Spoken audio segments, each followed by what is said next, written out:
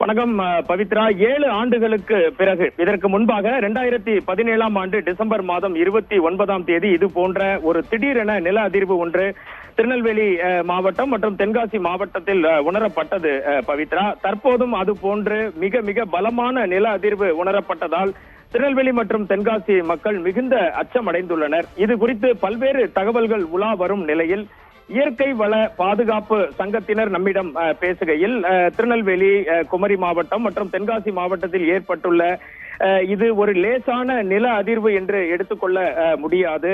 இது குறித்து நேற்று காலை 11:55 முதல் பல்வேறு தகவல்களை திரட்டி வந்ததாகவும், திருநெல்வேலி மாவட்டம் பகுதிகளில் உள்ள கல் குவாரிகளில் பூமியை தோண்டி அதில் அதிநவீன சக்தி வாய்ந்த வெடி மருந்துகளை பயன்படுத்தி வெடிக்க வைக்கின்றனர்.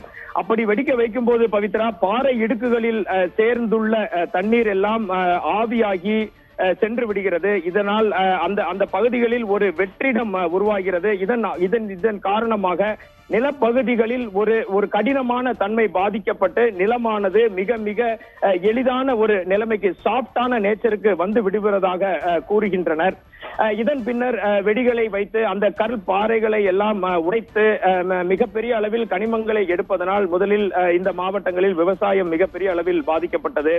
அதன் பின்னர் நில அதிர்வுகள் ஏற்பட வாய்ப்பு இருக்கிறது என்று பல்வேறு அமைப்புகள் கணித்திருந்தன. அதன் பின்னும் குவாரிகளில் அதே போன்று கனிம வளங்களை தொடர்ச்சியாக எடுப்பதினால் இயற்கை நமக்கு கொடுத்துள்ள ஒரு எச்சரிக்கை தான் இது என்று பல்வேறு துறை நிபுணர்களும் கருத்து தெரிவித்துள்ளனர் பவித்ரா. தாமிரபரணி ஆற்றில் தற்போது மணல் எடுப்பதற்காக உயர் நீதிமன்றத்தின் தடை அமலில் இருப்பதால் மணல் எடுப்பது வெகுவாக குறைந்துள்ளது. அது போன்றே திருநெல்வேலி மற்றும் தென்காசி, குமரி மாவட்டங்களில் கனிம வளங்களை, பாறைகளை வெடி வைத்து தகர்ப்பதை உடனடியாக தடை செய்ய வேண்டும். அப்படி தடை செய்தால்தான் மக்களின் வாழ்வாதாரம் பாதிக்கப்படக்கூடிய வாழ்வாதாரம் சரி செய்யப்படும். பின்னர் இயற்கை சமநிலையும் அதற்கு ஏற்றாற்போல் இருக்கும் என ஒரு வலுவான கருத்தை வைத்துள்ளனர்.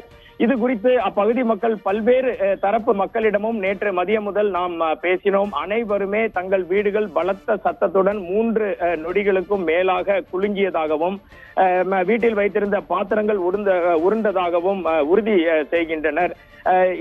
மேற்கு தொடர்ச்சி மலைப்பகுதியின் அடிவாரத்தில் இருக்கும் பல்வேறு ஊர்களில் எந்த ஊரையும் விட முடியாது. அனைத்து ஊர்களிலுமே இந்த நில அதிர்வு உணரப்பட்டிருப்பது 100% உறுதியாகி உள்ளது பவித்ரா.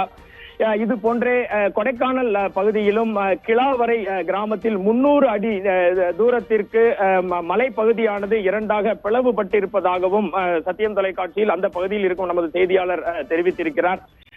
மேற்கு தொடர்ச்சி மலைப்பகுதியில் தொடர்ந்து பாறைகள் தற்போது கனிம வளங்களுக்காக வெட்டப்பட்டு அண்டை மாநிலங்களுக்கு கொண்டு செல்லப்படுவதே இதனுடைய முக்கிய காரணம் என பல்வேறு தரப்பினரும் தெரிவித்திருக்கின்றனர்.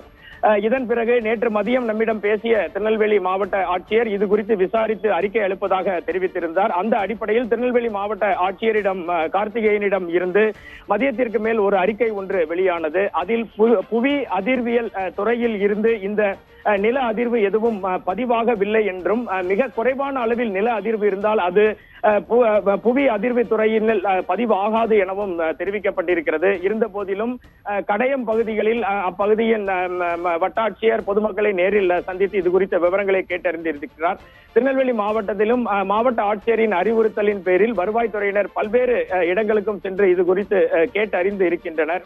எது எப்படி இருந்தாலும் பவித்ரா, பொதுமக்களிடையே நேற்று ஏற்பட்ட இந்த அதிர்வு திருநெல்வேலி மாவட்ட மாஞ்சோலை மலைப்பகுதிகளிலும் இது பதிவாகி இருக்கிறது என்பதை இங்கே நாம் குறிப்பிட்டே ஆக வேண்டும். பொதுமக்களிடையே மிகுந்த அச்சத்தையும் பய உணர்வையும் ஏற்படுத்தி இருக்கிறது. இது தொடர்பான மேலும் பல விவரங்களை நாம் திரட்டி கொண்டிருக்கிறோம் பவித்ரா.